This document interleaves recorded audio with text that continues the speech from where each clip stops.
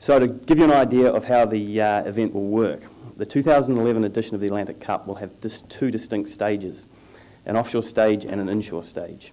The offshore stage will start in New York City on the 7th of May next year. On this leg, boats will be sailed double-handed. They will sail from a start line off Ellis Island in New York Harbour, and they will head south to a turning mark off the New Jersey coast at Barnegat Inlet. They'll round this mark and head straight to the finish line in Newport. Now, the course is about 260 nautical miles, and we have a little video of it here.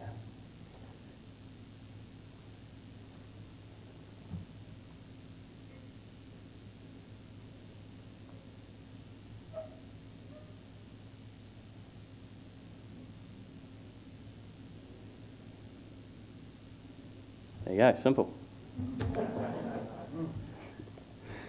So, briefly, there are a couple of notable things about this course.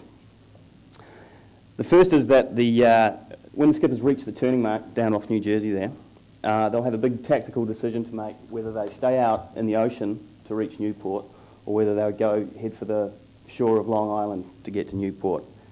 Now, the weather at the time will play a big part in that, and that will be one of the major tactical decisions of the race, and it'll be very interesting to watch what happens. The other interesting factor is that the turning mark is the only mark of the course. This means that skippers will have another decision to make which exact route to take to get to the finish line. For instance, when you get to Block Island sits basically on the rum line from the turning mark to the course. So the decision which side of that to go is going to be a major part of the race, and it could make or break the regatta for the races.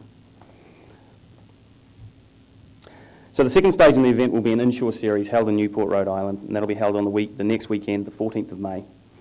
And that stage will be 2 days of buoy racing and or harbour racing around Newport. And that event will be fully crewed, which is a crew of 6 people on these yachts. And so when all that is said and done, the team with the least accumulated points from both stages will win the inaugural Atlantic Cup.